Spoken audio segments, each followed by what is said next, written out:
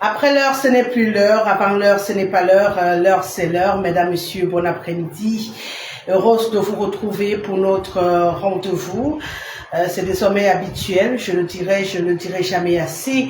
Le lundi, le mercredi et bien entendu le vendredi, nous sommes ensemble pour échanger sur les sujets qui font l'actualité. Et cet après-midi encore, nous nous retrouvons, malheureusement, j'avais promis un simultané, en doublon, qu'on ne pourra pas avoir cet après-midi. Nous avons ce léger retard justement parce que mon équipe technique et moi, on essayait de résoudre un petit problème qui nous est tombé dessus à la dernière minute pour que vous puissiez avoir nos simultanés TikTok, Facebook, mais malheureusement, le problème n'a pas pu être résolu, donc on sera uniquement sur Facebook cet après-midi. Voilà, et j'espère que vous allez nous rejoindre au fur et à mesure. Nous sommes déjà là, on aime à le dire, passer le message aux voisins. Je suis là pour échanger avec vous encore. On a deux autres sujets hyper importants comme à l'habituel pour vous cet après-midi. On va parler politique comme habituellement. On va aussi parler société parce que notre environnement nous intéresse comme tout le temps. Aujourd'hui, on va parler de la politique. On va essayer d'expliquer certains thèmes qui sont utilisés par nos politiques, nos politiciens ces derniers jours et qui semblent pas très clairs pour le commun des mortels. Transition, alternance, continuité, changement, entre autres mots que nous avons sélectionnés cet après-midi pour expliquer. Pour mieux expliquer pour vous qui nous recevez à la maison, c'est important de bien les comprendre pour bien faire votre choix. Et en seconde partie de notre direct, on va parler des chaufferies traditionnelles. Des chaufferies traditionnelles très importantes dans la culture, dans la tradition chez nous au Cameroun, comme sur le continent africain, mais qui aujourd'hui semble un tout petit peu perdu. Qu'est-ce qui se passe? Pourquoi on a l'impression que ça va dans tous les sens?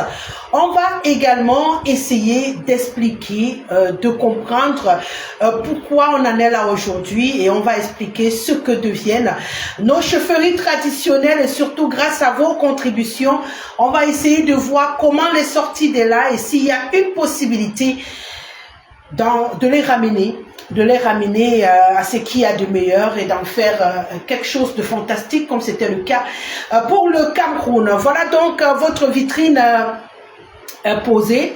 Voilà les sujets prévus à l'ordre du jour exposés pour vous qui nous recevez à la maison.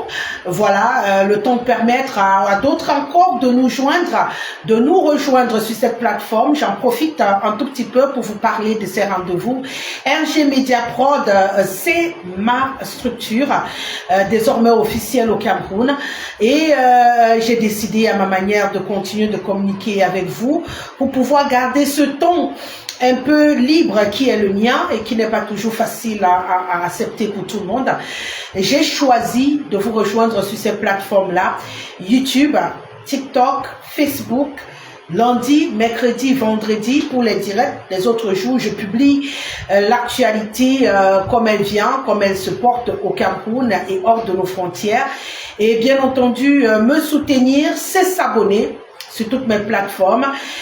Me soutenir, c'est également suivre mes directs, c'est contribuer, c'est réagir, c'est passer le message aux voisins, c'est évidemment liker les vidéos, liker les lives, liker également les vidéos déjà postées sur ces différentes plateformes-là, même quand vous arrivez après que le direct ait eu lieu.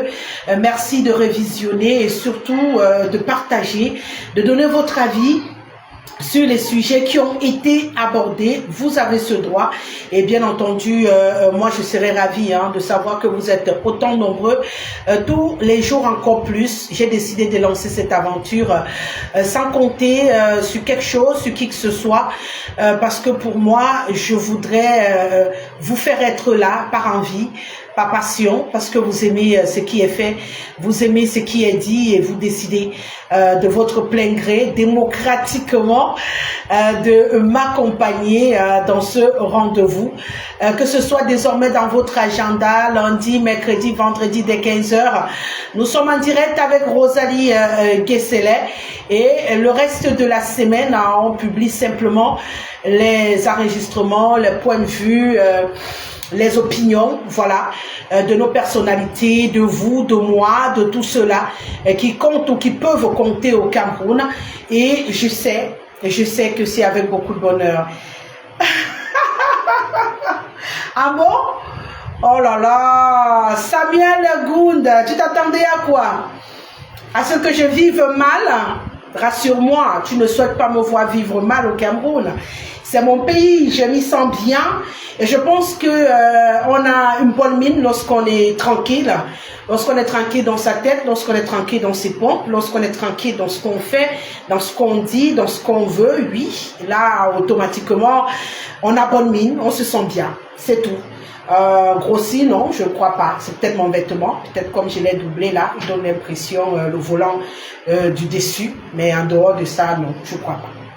Mais c'était qu'une réponse pour te souhaiter la bienvenue sur ce direct. Allez, on va donc rentrer. Hein, je l'ai dit, on a 2 sujets à l'ordre du jour cet après-midi. On va parler de politique. Il est important de mieux comprendre tout ce que nous utilisons au quotidien. Lorsque je faisais le dernier direct, j'ai eu la question de la mère Yogo qui disait, elle parlait de mutualisation et de coalition. Pourquoi est-ce qu'on joue avec les mots pour expliquer aux Camerounais? Et j'ai décidé aujourd'hui, à l'entame de ce direct, d'essayer d'éclairer certaines expressions pour vous. Transition, alternance, continuité, changement. Si vous les comprenez, vous faites le bon choix. Si vous ne les comprenez pas, vous êtes perdu dans ce que vous avez à faire, dans le choix que vous avez à faire, dans les décisions que vous avez à prendre. Donc, je vais me faire un tout petit peu le petit dictionnaire pour vous cet après-midi. J'espère être suffisamment explicite pour vous permettre par la suite d'être un peu fluide. Les questions, n'hésitez surtout pas, les avis, les réactions, que ce soit par message, hein, comme Samuel Ngound qui vient de réagir, ou encore Hilary, ou simplement par appel. Vous avez le droit également de vous inviter au débat. Vous sollicitez simplement à monter pour donner votre avis. Je valide de ce côté. Et vous pouvez donner votre avis avec votre voix, comme c'est souvent le cas. Alors, on va commencer par le premier sujet. On parle de politique. On parle de transition. C'est important de comprendre. Une transition, c'est quoi? Parce que si on comprend la définition de ces mots-là, le reste peut se faire. Hein. Je vais commencer par ce que le dictionnaire nous dit de façon générale. Transiter, c'est quitter d'un état à un autre, d'une posture à une autre. D'accord? Donc, quand on dit vous faites la transition, c'est que vous êtes à un point A, vous passez à un point B, sans qu'il y ait véritablement du remous, c'est-à-dire c'est fait avec beaucoup de simplicité, beaucoup de calme, c'est-à-dire avec avec un choix quoi. C'est-à-dire je quitte du point A au point B parce que ça m'arrange, parce que je le veux, parce que je juge que cette transition dans ma vie est importante. Vous comprenez? Allez, merci Hassan Med, merci d'être scotché. Je disais donc, la transition en français simple, c'est justement ça.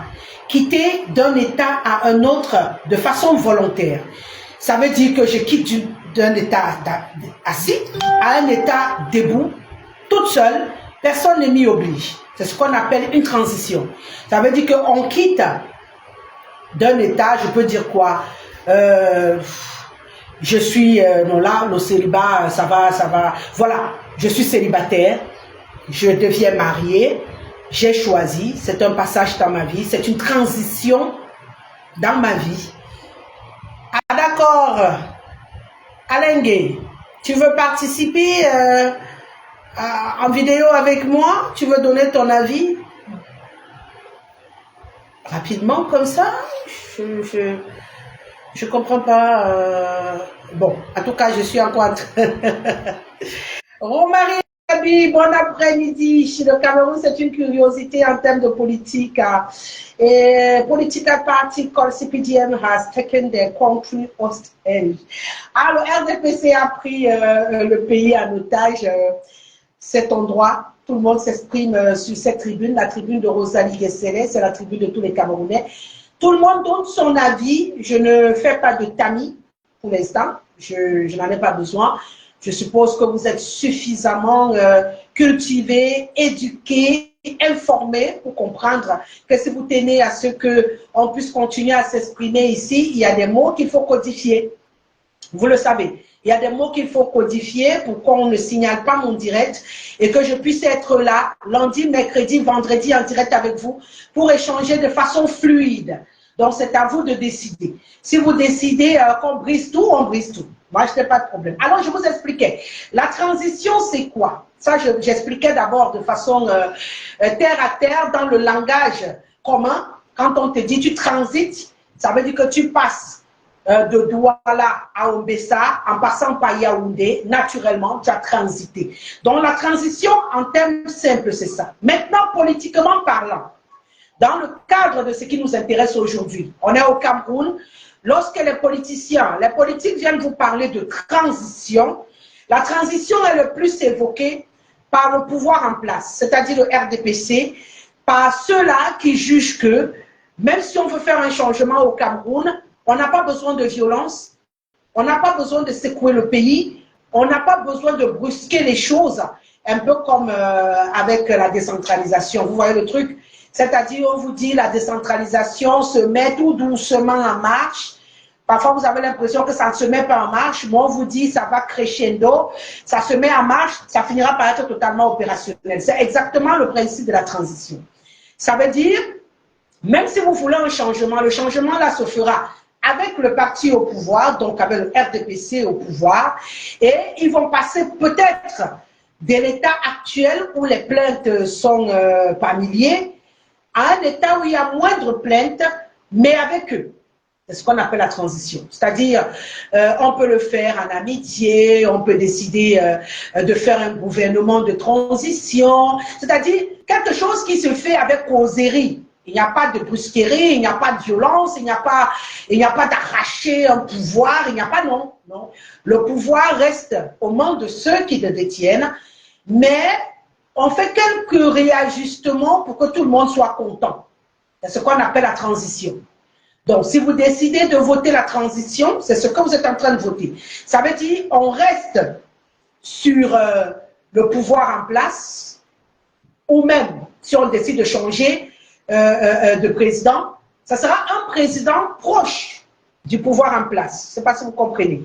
Ça veut dire dans la transition qui vous est proposée, soit on garde le même parti, donc le même président, Paul Biya, au pouvoir.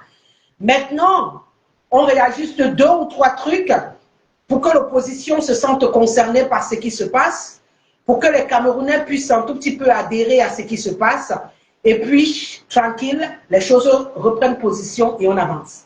C'est ce qu'on appelle la transition. C'est très important de le comprendre. La transition, ce n'est pas un changement brusque, ce n'est pas une cassure avec le système, non. La transition, c'est qu'on garde le même système qu'on a en place, d'accord? Et maintenant, qu'est-ce qu'on fait à côté? On rajoute ou on modifie quelques petits trucs pour que vous vous sentiez un peu plus à l'aise. Bonsoir, Ilouga Hermine aimée. Bisous, bisous. Marie, qu'est-ce qu'il dit, Madame Rosalie? Let me be honest with you. When a country has been ruled by one man for decide, it is only an surprise that can bring change. Transition is just an impossibility with the party in power. Sauf que, ça c'est ton avis. J'essaie de vous expliquer le vocabulaire pour que vous le compreniez. La transition peut se faire avec le parti au pouvoir. Il faut très bien comprendre ce qu'on appelle la transition. La transition, c'est qu'on quitte d'un état à un autre sans qu'il n'y ait cassure. Sans qu'il n'y ait cassure. Donc, un opposant qui vous propose une transition, tout naturellement, c'est un opposant qui vous dit On peut enlever le RDPC sans pour autant vouloir tout briser sur ce que le RDPC a mis en place au Cameroun. J'adhère un tout petit peu à ce qu'ils font, mais je veux apporter quelques petits ajustements pour qu'on puisse continuer la vie au Cameroun sans cassure. C'est ça la transition. Il est important de le comprendre. C'est ça la transition.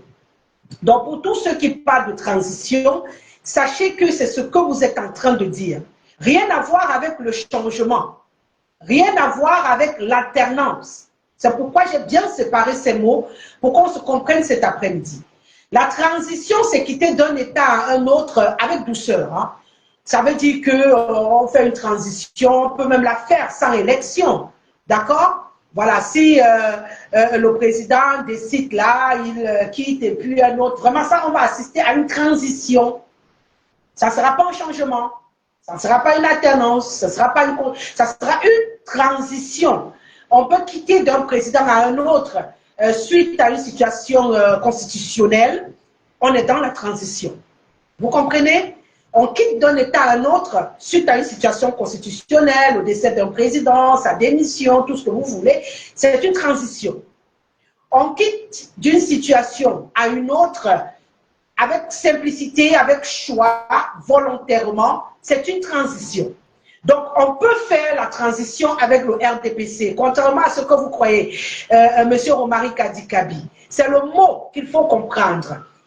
We don't want anything that has to do with CPDM again. Let them go. With CPDM, Cameroon has become a country of mediocrity, corruption, nepotisme, tribalism.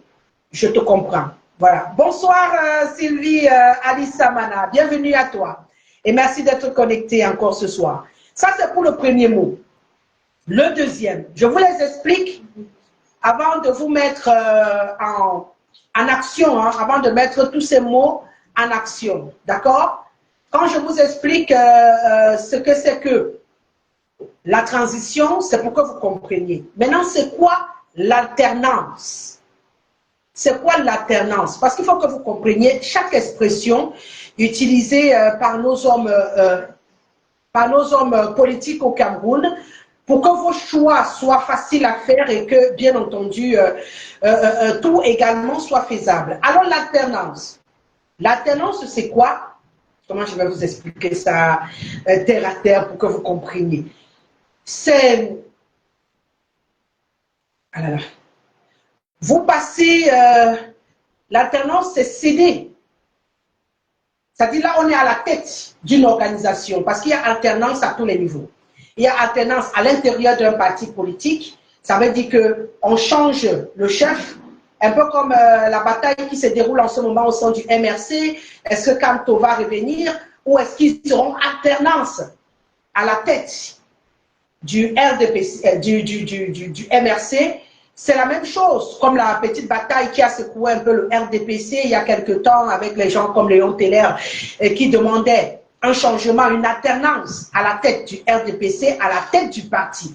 On parle d'alternance. Donc, peu importe le résultat du vote, s'il y a changement de président, il y a alternance. Vous comprenez? Donc, l'alternance, en fait, aussi simple que cela peut se faire comprendre hein, pour vous qui nous recevez à la maison de façon terre à terre, succession répétée dans l'espace-temps, d'accord, qui fait réapparaître quelques éléments d'une série, donc une variation subie par un phénomène ou un groupe de phénomènes. Quand il y a variation, on parle d'alternance. Quand il y a variation, donc si on change des présidents dans un pays, il y a alternance. Si on change les directeurs dans une entreprise, il y a alternance. Si on change, vous comprenez ce que je veux dire? L'alternance, en fait, à un poste, si on change continuellement des gens, il y a alternance. Le souci de beaucoup de Camerounais aujourd'hui est qu'au Cameroun, on n'a pas d'alternance. On n'a pas ressenti, on n'a pas d'alternance. On a le même président depuis 42, 43 ans, pour d'autres, on n'a pas eu d'alternance. Ça, c'est par rapport à l'expression. Alternance, en fait, signifie modifier, varier des personnes à la tête d'une organisation, d'un poste, d'un pays, lorsque c'est fait continuellement dans un espace-temps, on parle d'alternance. Et c'est un des problèmes qu'on a au Cameroun parce qu'on n'a pas d'alternance. En l'état actuel des choses, c'est de la transition que le Cameroun a besoin afin de repartir sur des nouvelles bases. C'est une solution aussi. J'avance avec les mots Hassan. Peut-être un autre mot va encore t'inspirer plus. En tout cas, l'alternance, sachez simplement que lorsqu'on parle d'alternance, alterner, c'est succession, d'accord? Alterner est généralement, une alternance est généralement régulière. Ça veut dire que si à la tête du Cameroun, on avait continuellement des élections avec changement de président, on aurait eu l'alternance validée au Cameroun et moins peut-être de plaintes parce que les gens auraient vu de nouveaux présidents, de nouveaux visages. Ils auraient eu des points de comparaison entre le président actuel, un potentiel président à venir. Je crois que peut-être les gens comprendraient mieux ou apprécieraient mieux d'avoir le président qu'ils ont actuellement. Mais je crois que ce qui gêne beaucoup de personnes, c'est parce qu'ils n'ont pas d'alternance et ils ont l'impression qu'on peut avoir mieux, que celui qui est là. Donc, alterner, c'est succéder, se succéder quelque part. Se succéder à la tête d'une entreprise, se succéder à la tête d'un pays, se succéder à la tête d'un parti politique, c'est l'alternance. Donc, on peut avoir l'alternance à l'intérieur de notre parti politique, on peut avoir l'alternance à l'intérieur de notre association. On décide que voilà, Rosalie Guesselet, la présidente de l'association depuis 5 ans, elle cède de la place, je ne sais pas moi qui, à Sylvie. Sylvie cède de la place à Hassan au bout de 5 ans. On parle d'alternance. Vous comprenez? Donc, est-ce que ce qu'il nous faut au Cameroun aujourd'hui, c'est l'alternance? La question est également là. Je vous ai expliqué la transition, je viens de vous expliquer l'alternance. On va aller avec la continuité. La continuité qui est le projet demandé par le RDPC en ce moment, c'est de garder les choses telles quelles. La continuité signifie la situation que vous avez, vous continuez seulement dans le même style. D'accord? Vous vous assurez de la continuité, par exemple, d'une transition. C'est-à-dire, vous faites la transition et vous vous assurez que ça continue comme vous avez arrangé là jusqu'à X date. Et vita aeternam, comme d'autres disent souvent. Dans la continuité de quelque chose, c'est qu'on garde cette chose dans cet état, dans l'état où elle se trouve actuellement, sur le temps. On ne modifie pas, on n'y enlève rien, on continue seulement. OK? Donc, la continuité signifie garder le système actuel au Cameroun et continuer avec jusqu'au bout, jusqu'au jour où. Vous comprenez? Ça, c'est la continuité. Vraiment, la continuité, c'est que ce qu'on a là, c'est le caractère de ce qui continue, ce qui est permanent, ce qui persiste. Donc, on a ça là, on reste avec, ça persiste, ça signe, c'est la permanence. Il n'y a rien à changer. Voilà, ça c'est la continuité. La continuité, c'est ce que propose à la base le parti sortant au cours de cette élection. Restons dans ce qu'on a. Bonsoir Judith, merci d'être là. Restons dans ce qu'on a. Continuons simplement et puis tout le monde il est content. Ça, c'est ce que propose le RDPC. Je vous ai parlé de la transition. La transition peut être menée en même temps par le RDPC s'ils décident de sortir de leur confort et de modifier certaines choses tout en restant au pouvoir. Ils peuvent faire cette transition.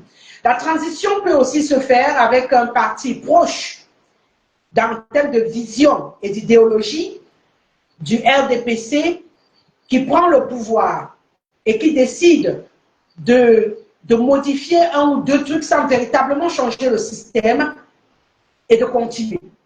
Ça, la transition peut être opérée autant par le parti au pouvoir en ce moment que par un parti de l'opposition paisible, donc qui n'a pas envie de remous à l'intérieur du pays et qui s'est dit, bon voilà, tout n'était pas noir, on va préserver quelques acquis et puis on va continuer avec. D'accord? Ça, c'est ce que j'appelle la transition. L'alternance, je vous ai dit, c'est quelque chose qui justifie, par exemple, la démocratie dans un pays. Quand on dit qu'il y a l'alternance dans votre pays, c'est que ça bouge, ça bouge, ça bouge, on change les chefs, on change les dirigeants, on change. Là, il y a alternance dans le pays. Quand ce n'est pas le cas, voilà, on dit qu'il n'y a pas alternance. Ça, c'est pour le cas de l'alternance dans un pays. OK. Maintenant, à côté de cela, on a le changement. Je vous ai parlé de la transition, de l'alternance. Je viens de vous parler de la continuité. Hilary, de la continuité. Et là, on va parler à présent du changement. Ce que beaucoup utilisent comme expression, ça fait ah d'accord. Okay. Donc, rupture catégorique avec la continuité pour pratiquer la transition. Dans ce cas, il faut le changement et après le changement, il faudra installer, je ne sais pas moi quoi, une sorte de... Il faut d'abord la rupture. Pour qu'il y ait rupture, il faut qu'il y ait changement d'office. Parce que le changement, c'est radical. Le changement, c'est briser ce qu'on a actuellement, je ne peux pas bien vu, briser ce qu'on a actuellement. Ça, c'est le changement. On peut faire cohabiter le changement et la transition, à condition qu'il y ait des accords. Il y ait des accords pour passer du président actuel à un autre président. Là, on peut faire cohabiter le changement et la transition, mais ça sera très difficile. Parce que le changement, c'est une envie radicale de changer la donne. Vraiment, on change tout. Merci beaucoup. Donc, on change vraiment radicalement, on brise les chaînes, on brise ce qu'on a, on décide de dire, voilà, on ne veut pas d'alternance simplement, parce qu'il y a les mots qui peuvent cohabiter. Le changement cohabite avec l'alternance. Parce que quand on change les gens à la tête d'un pouvoir, d'un pays, automatiquement, il y a des changements qui s'opèrent. Il peut y avoir des changements comme il peut y avoir continuité malgré l'alternance. Donc, on peut changer un dirigeant à la tête d'un pays, d'un mouvement, mais il y a continuité. Vous comprenez ce que je veux dire? C'est pourquoi je dis de faire très attention avec ces mots. On joue avec les mots, on dit changement, transaction, parce que le changement, c'est l'altération, le déplacement, l'évolution. Je vais encore prendre quoi? La métamorphose. J'essaie de prendre les synonymes. La modification. Donc, le changement, c'est tout ça à la fois. C'est-à-dire, il y a modification de ce qu'on a, il y a déplacement des choses, il y a métamorphose, il y a mutation, utilisez le mot que vous comprenez le plus, il y a substitution, ça veut dire qu'on quitte d'ici à là, vraiment, il n'y a aucun lien avec, il y a transformation, ça veut dire que le résultat qu'on a à la fin n'a rien à voir avec le résultat qu'on avait au début. C'est ce qu'on appelle le changement. Donc, ceux qui demandent le changement demandent une cassure. Et la cassure, le souci avec la cassure, c'est qu'elle peut être brusque. Elle peut être brusque et avoir des conséquences aussi désastreuses. C'est peut-être ce qui pousse beaucoup de personnes à mettre ce débat sur la table aujourd'hui. Le changement, je l'ai posé comme question lundi. Le changement à tout prix, à tous les prix, la question en vaut la peine. On veut le changement, mais est-ce qu'on est prêt à tout briser, à tout casser, à tout transformer d'un coup? C'est ce que ça signifie le changement. D'accord? Et il faut qu'on vous explique tous ces mots-là pour que vous preniez bien conscience de ce qui vous attend à chaque proposition que vous fera un politicien, un candidat à cette élection, que vous sachiez vers là où il veut vous amener. Si quelqu'un vous propose la transition veut dire que vraiment c'est dans le calme. Hein? On va faire les élections, comme c'est le cas actuellement. Il y a l'autre qui nous a proposé tout à l'heure que c'est ce dont le Cameroun a besoin actuellement. La transition, c'est qu'on part aux élections, on a un candidat qui sort là, qui ne change pas brutalement ce qu'il y a, mais il y a alternance à la tête du pouvoir. Mais dans le fonctionnement, on quitte d'un état à un autre tout doucement, sans brutalité. Si avant, on décriait peut-être les routes, ce n'est pas avec une baguette magique qu'on aura les routes, mais tout doucement, on aura peut-être un changement de ministre avec un autre qui va nous donner des routes. On aura peut-être, vous comprenez ce que je veux dire? En fait, c'est ça. C'est ça la transition. C'est-à-dire, on peut aller aux élections le 12 octobre. On a un nouveau président qui n'est pas Paul Biya, mais ce président-là ne vient pas avec l'idée de changement. Il ne vient pas avec l'idée de tout casser et de tout briser, de racler ce système qui existe et qui est décrié par les Camerounais. Lui décide de dire, OK, moi je vais garder le système, mais je veux le modeler, le modifier, le réajuster tout doucement, sans brutalité. Il aura fait ce qu'on appelle une transition. On va quitter de la situation où on est aujourd'hui à une autre sans véritablement ressentir la brutalité du mouvement. Ça, c'est la transition. Maintenant, on peut aussi avoir alternance. Ça veut dire qu'on a une élection le 12 octobre, vous votez un candidat qui ne sera sûrement pas Bello Bouba Maïgari, qui commence à m'inquiéter. Vous votez un autre candidat qui remplace Paul Biya, mais ce candidat-là, qui est représentatif de l'alternance, arrive et vous dit, moi, je suis pour le changement. La situation actuelle du Cameroun me dérange. Je ne veux plus de ce Cameroun. Je veux d'un Cameroun différent. Je veux d'un Cameroun où les jeunes ont le travail. Je veux d'un Cameroun où les jeunes rêvent et ne prennent pas la mer. Je veux d'un Cameroun où, voilà, il y a l'égalité dans les genres, à poste égal, à formation égale, salaire égal pour les femmes et les hommes dans les entreprises. Je veux, et décide. C'est bien Hassan, tu as compris l'essentiel de mon principe cet après-midi avec vous, c'est qu'à la fin, chacun crée les fusions qu'il veut. Toi, tu as retenu que les 2 maîtres mots à retenir pour cette élection, pour toi, c'est le changement et la transition. D'accord, tu veux le changement et la transition, c'est les 2 possibilités, mais qui se feront différemment. J'espère que tu as compris. Par contre, changement, alternance, parce que l'alternance signifie qu'à tout prix, on va changer le candidat à la tête du pays. Ça marche avec le changement. Mais est-ce que transition et changement marchent ensemble? Non. Non, je viens de t'expliquer les mots. Il faut les comprendre. Transition, c'est qu'on quitte d'un état à un autre avec douceur, tranquillement, sans rien brusquer. Le changement, c'est une cassure. Donc, c'est quasiment les opposés. La transition et le changement sont quasiment des opposés dans la façon d'agir. Le changement, c'est qu'on dit, non, on ne veut plus ce qui est là. On casse tout, on met une nouvelle fondation et on recommence. Ça, c'est le changement. OK? La transition, c'est qu'on ne va pas y jeter l'eau du bain du bébé avec le bébé à l'intérieur. Ce n'est pas comme si c'était totalement noir, noir, noir. On va prendre ce qu'il y a à prendre et on va jeter ce qu'il y a à jeter. Et ce travail, que ce soit avec le même président ou avec un autre, se fera tout doucement. C'est ce qu'on appelle la transition. Se fera posément, dans la paix. D'accord?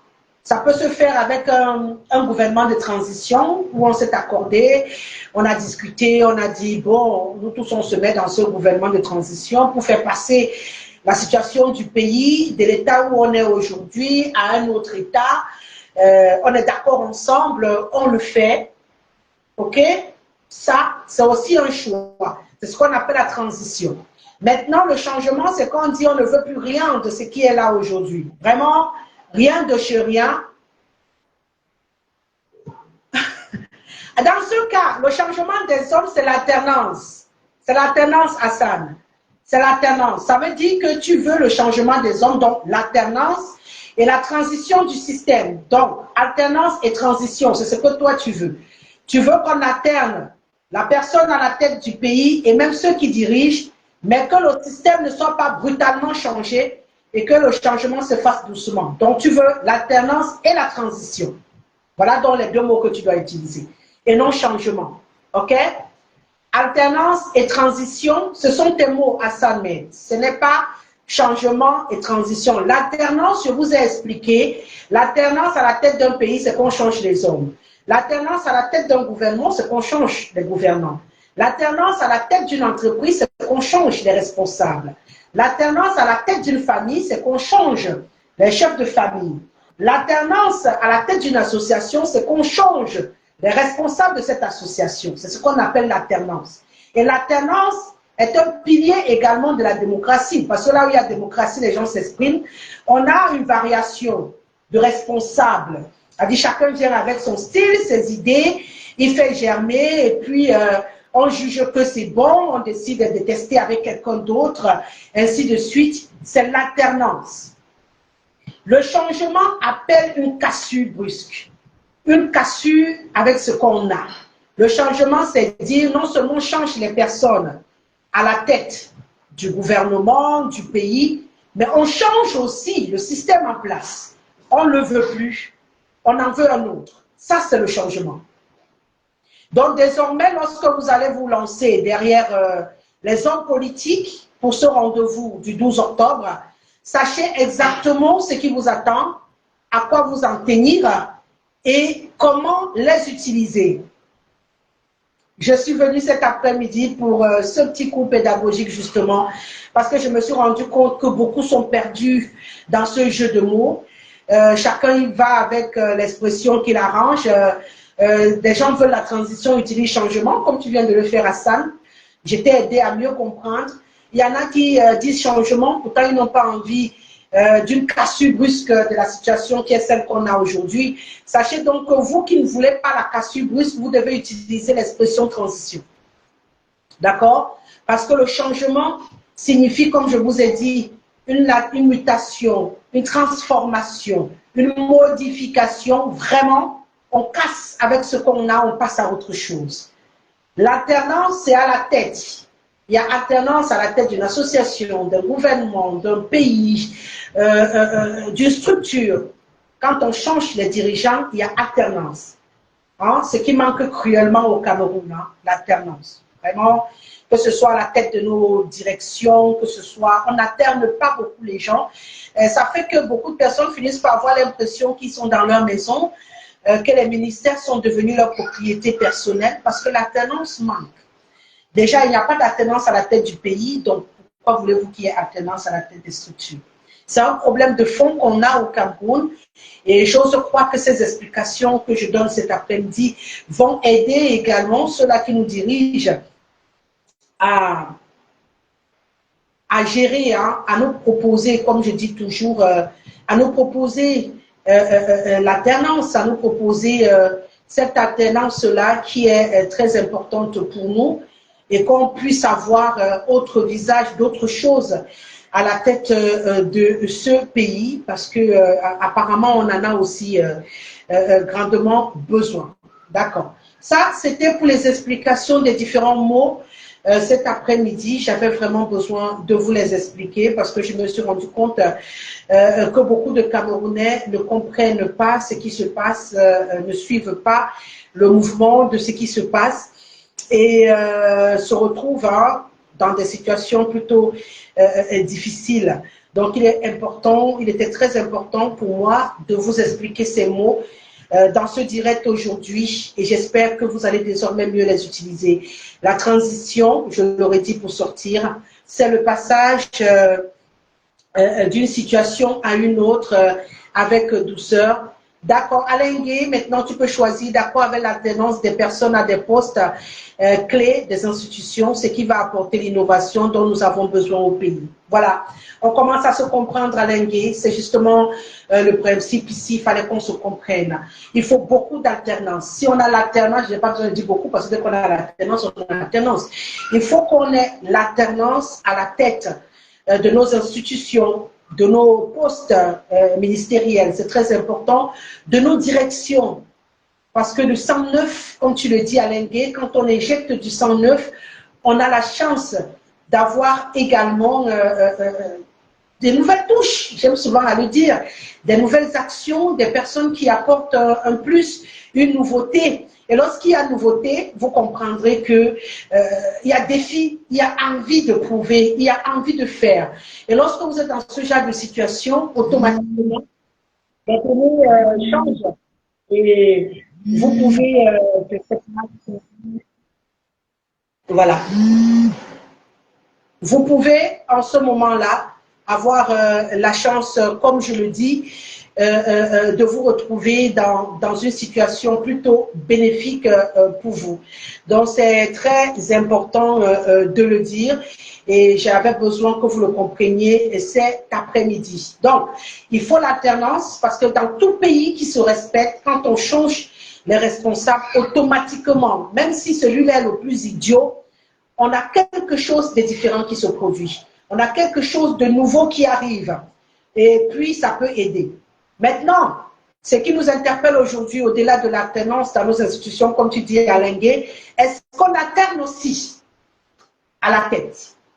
Est-ce qu'on alterne au niveau du chef? Est-ce qu'on enlève Paul Biya pour mettre quelqu'un d'autre? C'est aussi l'alternance. C'est ce qui va se passer le 12 octobre, répondre à cette question. Est-ce que l'alternance désirée par les Camerounais ira jusqu'à enlever le président sortant Paul Biya à la tête du Cameroun? D'accord? Est-ce qu'on va faire l'alternance dans les différents postes ministériels et puis on va le garder? C'est aussi une possibilité. Est-ce qu'on va avoir une alternance et puis une sorte de transition? Ça veut dire on le garde, on enlève les autres et tout, on modifie partout pour essayer d'avoir quelque chose de nouveau. Une sorte de transition dans la continuité. On joue avec les mots là à présent. Hein. Là, je suis aussi en train de jouer avec les mots. Mais vraiment quelque chose de pas très ressenti. C'est vous qui allez décider. Le 12 octobre, vous aurez donc le choix. Je ne sais pas si parmi les candidats actuels, il y a vraiment un vrai porteur de changement au sens littéral du terme, hein, c'est-à-dire la cassure avec ce qu'on a. Honnêtement, je vous le dis comme je le ressens, je ne vois pas. Je ne vois pas dans les 11 candidats que nous avons là qui peut être un porteur du changement radical. Je pense que la majorité des candidats que nous avons sont plus pour la transition. Ils sont plus pour un changement sans brutalité, sans cassure. Donc, je pense qu'on a des candidats qui sont beaucoup plus disponibles hein, pour l'alternance avec transition. Voilà, l'alternance pour eux, mais avec une transition, c'est-à-dire que ça se passe avec beaucoup de douceur pour les Camerounais, sans brutalité. Je pense que beaucoup sont pour ce système-là. Je ne crois pas que ce soit des personnes qui veulent vraiment la cassure avec ce qu'on a. On a eu des candidats potentiels qui pouvaient y aller vers la cassure, mais qui n'ont pas été retenus, parce que je pense que si l'UPC était en compétition, c'était vraiment pour la cassure. Le MRC a montré des velléités de vouloir la cassure, c'est peut-être pourquoi ils ont utilisé l'expression le changement. Mais aujourd'hui, malheureusement, tous ces deux partis ont fort à faire d'abord pour stabiliser le fonctionnement interne avant de revenir en avant dans les prochaines échéances électorales. Oui, on va les retrouver à coup sûr hein, pour les législatives et les municipales l'année prochaine, en 2026. Mais pour l'instant, nous sommes en 2025, on a une élection très importante, celle de choisir notre futur président. Alors, on va aller vers quel sens? Alternance et transition, alternance et changement, continuité, sans alternance. Voilà les possibilités que vous avez. Alternance, transition, on met les deux mots ensemble. Alternance, changement, on met les deux mots ensemble. Continuité, ça veut dire on reste avec ce qu'on a là et on continue sans rien modifier. Ou transition, non, c'est les trois possibilités que vous avez. Voilà. À vous de faire le mixage qui vous sied le mieux et de vous préparer pour octobre 2025 pour choisir celui qui sera votre futur président. Est-ce que Paul Biya va rester sur son fauteuil ou est-ce qu'on aura un nouveau venu au palais des Tout-Dits? La question aura sa réponse au lendemain du 12 octobre, donc le 13. ou un peu plus tard. Et on sera encore là pour en parler. Ça, c'était la première partie de nos échanges cet après-midi qui était consacrée justement en politique à comprendre ces expressions très décisives pour notre choix dans le cadre de cette présidentielle. Ce sont des mots qu'on utilise beaucoup depuis quelque temps au Cameroun, mais qui n'en sont pas bien expliqués aux Camerounais. Il était important pour moi de vous expliquer tout cela aujourd'hui, afin que désormais vous sachiez à quoi vous en tenir sur le fonctionnement de notre cher et beau pays, sur le choix que vous allez opérer dans les jours, les mois à venir. Bon, on est le 17 septembre, dans moins d'un mois, parce que ce sera le 12 octobre. Donc, dans un peu moins d'un mois, un peu plus de 3 semaines, vous serez appelé à choisir votre président. Donc, gardez les yeux ouverts pour faire le bon choix. Voilà. On va donc passer au second thème, à moins que quelqu'un ait une réaction particulière, un appel à vouloir passer.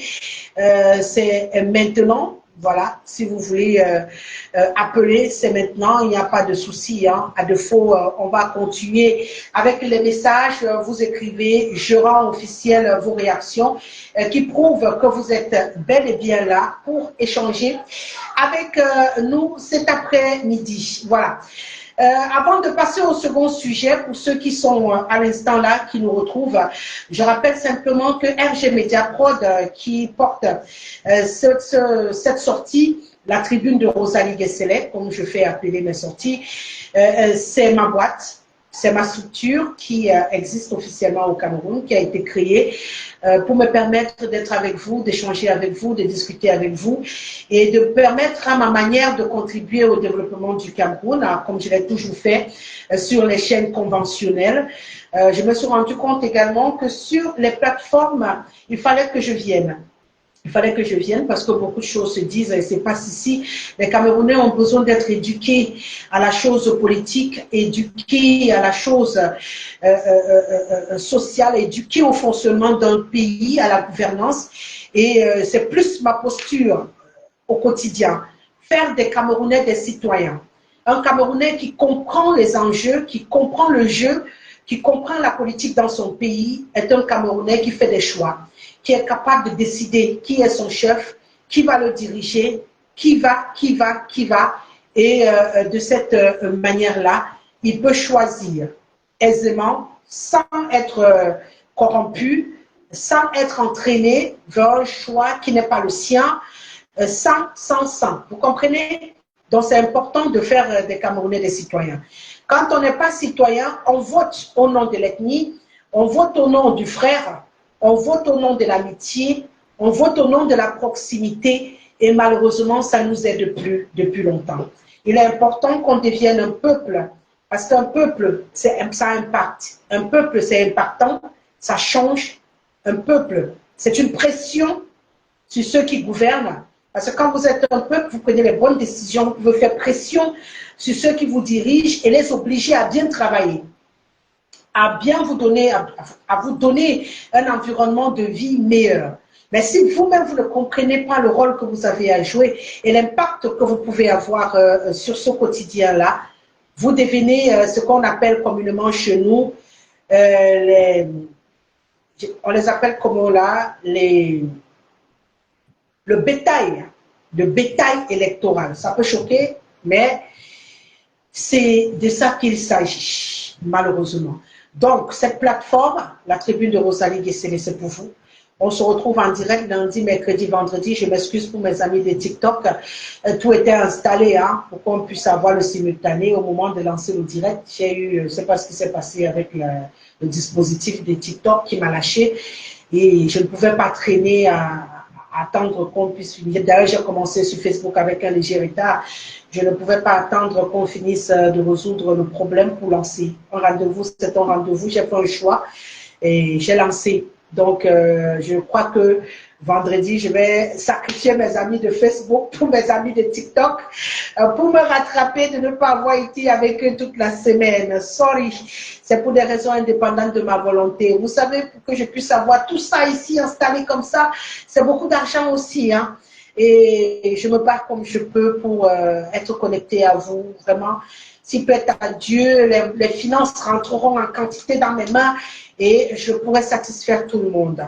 Ça, c'était la petite pause entre les deux sujets. J'ai profité pour vous expliquer un peu le principe. On échange, j'ai fait sortir la fiche, vous avez les sujets bien avant et vous avez envie d'intervenir, que ce soit en vidéo, en appel ou par message, vous êtes les bienvenus. Merci de partager le live partout où vous pouvez, pour permettre aux autres d'être informés de cette possibilité de discuter entre nous. Partagez, vous m'aidez également et vous aidez le Cameroun en le faisant. D'accord? Maintenant, on va parler de nos chaufferies traditionnelles. Ah oui, c'était mon deuxième arrêt prévu cet après-midi. Les chaufferies traditionnelles. Ouf! Je me rappelle encore, je vais remonter le temps, hein, vraiment dans les années 80, 90, quand on parlait de chaufferie traditionnelle au Cameroun, c'était avec beaucoup de respect. La chaufferie traditionnelle a toujours occupé une place de choix. Ça reste dans le cadre des élections que je vous parle de ces chaufferies traditionnelles. Depuis quelque temps, on vit un bal plutôt, pour moi, médiocre. Des chefs traditionnels qui sont reçus au Palais de l'Unité, des chefs traditionnels qui partent faire allégeance à un candidat. Ça oblige à faire cette sortie. Il faut en parler. Il faut en parler. Aujourd'hui, nombreux chefs traditionnels sont soupçonnés de rouler pour le pouvoir en place, donc pour le RDPC, à l'approche de cette présidentielle. Ça remet le sujet à l'ordre du jour parce que la société aujourd'hui est écartelée. La société aujourd'hui est divisée entre cette partie traditionnaliste conservateur qui trouve qu'un chef traditionnel ne devrait pas faire la politique, et l'autre partie qui trouve que le chef traditionnel est un Camerounais, est un citoyen, il vote, donc il peut faire la politique. Aujourd'hui, les Camerounais sont divisés sur ce sujet. D'aucuns trouvent que le chef traditionnel n'a rien à faire dans la politique parce que sa circonscription d'autorité, son village qu'il dirige, regroupe à l'intérieur tous les partis politiques disponibles au Cameroun, en principe. Ça veut dire que quand tu pars, par exemple, je vais prendre quoi, à Boumniebel, ou bien à Ombessa, normalement, tu devrais retrouver le RDPC, le PCRN, le SDF, l'UNDP. En fait, en principe, tu devrais retrouver tous les partis politiques en mouvement au Cameroun. Donc, si tu es chef traditionnel, ton territoire de commandement regroupe à l'intérieur toutes les tendances politiques. Et si toi, tu décides d'appartenir à un parti politique, tu les juges comment? Vous comprenez où se situe le problème de beaucoup de Camerounais aujourd'hui? Tu les juges comment? Donc, tu es chef de village. Tu as un militant du SDF. Toi, par exemple, tu es du RDPC. Tu as un militant qui est du SDF. Tu as un autre militant qui est du RDPC. Ils sont en conflit. Ils viennent se retrouver devant toi. Involontairement, dans ton jugement, tu vas pencher pour le militant qui est du même parti que toi. Déjà, il viendra te voir au nom du parti. Deuxièmement, la pression du parti, pour ce qui est de l'autorité interne du parti, va t'appeler pour te dire, tu ne peux pas lâcher ton frère de parti pour quelqu'un qui appartient à un autre parti. Donc, automatiquement, ton jugement est pipé, tes décisions sont pipées, administrer ces gens devient très difficile. Donc, être un chef traditionnel, c'est être détenteur d'un pouvoir. Le pouvoir de diriger des gens, le pouvoir d'administrer des gens, le pouvoir de protéger les habitants de ton territoire de gouvernement, de ton territoire d'administration, ton territoire d'autorité, ton territoire. Vraiment, ton territoire, c'est toi qui le tiens, à la fois physiquement, spirituellement, mystiquement. Maintenant, quand toi, tu décides de rentrer de plein fouet dans la politique, ça crée beaucoup de tensions, beaucoup de problèmes. Il y a des chefs traditionnels qui en arrivent à interdire un autre parti politique sur son territoire. Moi, je suis du RDPC, pas d'autre parti dans mon village. Non, c'est votre village, c'est notre village. Nous tous, les enfants de là, c'est notre village. Et on est libre chacun d'adhérer à n'importe quel mouvement qui nous arrange selon nos ressentis. Mais à l'instant où tu dois nous contraindre à adhérer à ton choix, à ton parti politique, tu deviens un problème pour tes administrés. Il faut que les chefs traditionnels comprennent très bien où se situe le problème aujourd'hui, au point où certains ne sont plus respectés. Certains aujourd'hui sont piétinés et surtout qu'il y a une ruée, c'est-à-dire un marathon total de nombreuses personnalités au Cameroun vers les postes de chefs traditionnels au point où ils partent même tuer leurs frères au village pour devenir chefs traditionnels. Hein. Aujourd'hui, ils arrivent là avec l'argent, ils matraquent partout quelque chose qui était donné par hérédité, par descendance, par lien de sang, est devenu vendu comme le pain qu'on vend à la boutique. Oui, le titre de chef est de moins en moins respecté aujourd'hui à cause de la politique. La politique est venue nous détruire les chefferies traditionnelles. Je vais laisser l'administration parce que, en décidant même d'abord de sortir cette affaire d'auxiliaire de l'administration, on avait commencé un tout petit peu à les ridiculiser, mais jusque-là, on se disait, bon, c'est logique, la tradition doit aider, accompagner l'administration. Les administrateurs doivent se rapprocher de l'autorité traditionnelle pour venir parler aux populations parce que l'autorité maîtrise mieux sa population. Donc, la cohabitation, pour moi, au fond, n'est pas un problème. Ça devient un problème lorsqu'un chef traditionnel décide, par exemple, d'interdire le meeting d'un autre parti politique sur le territoire où il administre en disant que ce n'est pas son parti. C'est là que les problèmes commencent. Tu es chef traditionnel, tu es là pour les protéger, pour les encadrer, pour veiller sur eux, je dis bien physiquement, spirituellement et mystiquement. Oui, parce qu'un chef traditionnel, ils sont mystiques. On n'est pas chef traditionnel sans être mystique. Les autres d'à côté là peuvent encore ne pas l'être, mais on n'est pas chef traditionnel sans être compliqué. Surtout à un certain degré là. Pas les chefs de quartier, hein, parce qu'il faut vraiment qu'on se comprenne. Pas les chefs de quartier. Les vrais chefs traditionnels. Aucun n'est simple. Il est simple, lui-même, il va d'abord gérer les gens comment. Donc, lorsque le chef traditionnel décide d'être l'embuscade de ses administrés, de dire je ne veux pas telle partie ici, je ne veux pas telle partie là, je ne veux pas. Les populations aujourd'hui ne sont plus prêtes à supporter. On est plus dans les années 60, hein, où lorsque le chef traditionnel parlait, on prenait pour agent comptant. Il était le plus sage du village, le plus intelligent du village. Il faisait peur par son pouvoir traditionnel et tout et tout. Aujourd'hui, on a même les administrés qui sont plus sorciers même que le chef du village. On a même les administrés qui ont même mélangé la sorcellerie. C'est-à-dire, ils ont même la sorcellerie du village. Ils ont ajouté la franc-maçonnerie, ils ont ajouté la rose-croix, ils ont ajouté les Illuminati, ils ont ajouté tout ça. Mais ils sont administrés, hein.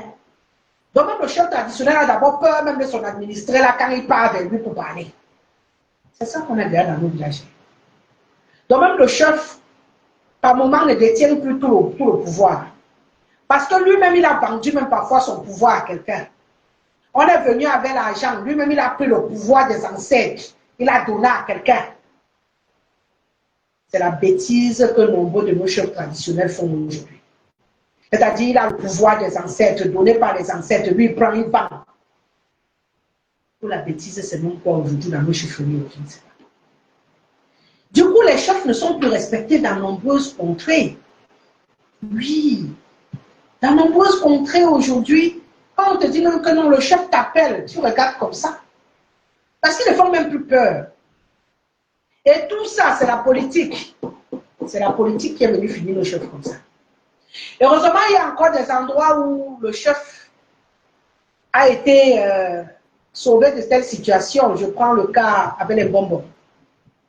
Parce que chez mes frères, Bassa, la Sanaka Maritime et tout, le chef est là et il y a le bonbon. Et c'est le Mbombo qui est le détenteur du pouvoir traditionnel. Et le chef, il est chef. Donc, du coup, même s'il décide de se perdre, c'est le Mbombo qui est là pour le côté spirituel dans la communauté. Ça fait que le fait d'avoir dissocié les deux, dans ces zones-là, c'est encore bien géré. La preuve, on a vu la sortie dernièrement des Mbombo qui sont partis également faire allégeance et qui ont été suspendus. D'accord? D'autres ont même été radiés. C'est pour dire que ils font tout au niveau du Mbok pour garder la quintessence même de la tradition à l'écart de toute cette tractation politique qu'on fait aujourd'hui avec les chefs. Malheureusement, ce n'est pas partout que c'est dissocié. Que tu ailles au centre, au sud, à l'est, je prends juste ces cas-là. Au nord-ouest, au sud-ouest, le chef est le détenteur du pouvoir. Et lorsque le chef est malmené, comme on regarde là, un administrateur vient s'asseoir, il donne les ordres à un chef. Lève-toi. Si tu ne viens pas défiler ici, je te déshabille. C'est des choses qu'on voit ces derniers temps, mais c'est incroyable. Qu'est-ce qui devient nos chefs? Qu'est-ce qui devient nos chefs traditionnels? Cette autorité vénérée, respectée, aujourd'hui méprisée. Allez voir dans certains villages, on tape même le chef, on tape le chef. Et il n'y a pas de représailles. C'est pour vous dire que le pouvoir dont il était détenteur s'est envolé. Le pouvoir dont il était détenteur a été malheureusement bafoué. Oui, nos chefs traditionnels aujourd'hui, on ne les reconnaît plus. Bonsoir Henri Matigui, bonsoir et bienvenue. Bonsoir également à Odile Yogo, bonne arrivée. Donc comme je parlais pour nos chefs traditionnels, aujourd'hui, on est un tout petit peu triste de ce que nous avons comme qualité de chefs traditionnels qui ont perdu un peu de leur superbe. Beaucoup ont vendu leur aura, beaucoup ont vendu leur personnalité, beaucoup ont vendu, je ne sais pas comment dire, pour de l'argent. Et les politiciens sont allés s'installer là. C'est-à-dire qu'ils ont déjà récupéré les titres de chef partout pour les prochaines échéances électorales. Pour venir transporter après les populations comme le bétail et les amener à l'élection by force. Bon après-midi, Odile.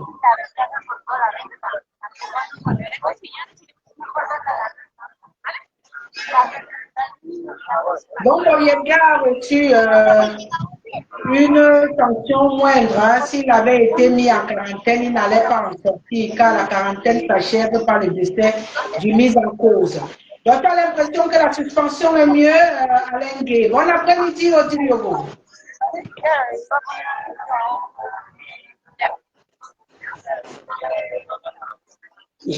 Allô, vous m'entendez? Oui, bien sûr, on t'entend, on te voit avec ton chapeau, avec tes lunettes, et on voit ma bouche en bas. Et donc, vous ne pouvez pas imaginer comment je suis dans le bruit, mais bon, je vous Non, suis quand même un peu. Tu n'as pas bien ouvert, mais on a l'impression que tu es dans un événement. Voilà, comme on dit, je suis dans les bruits, mais je vous suis, quoi. Ah, d'accord. Merci beaucoup. Oui, je vous suis. Oui, je vous suis. Oui, je vous suis, je vous écoute. D'accord. Bon, je vais donc continuer mes propos. Merci de nous avoir fait ce clin d'œil. Nous, on va continuer tranquillement à discuter avec nos chers internautes.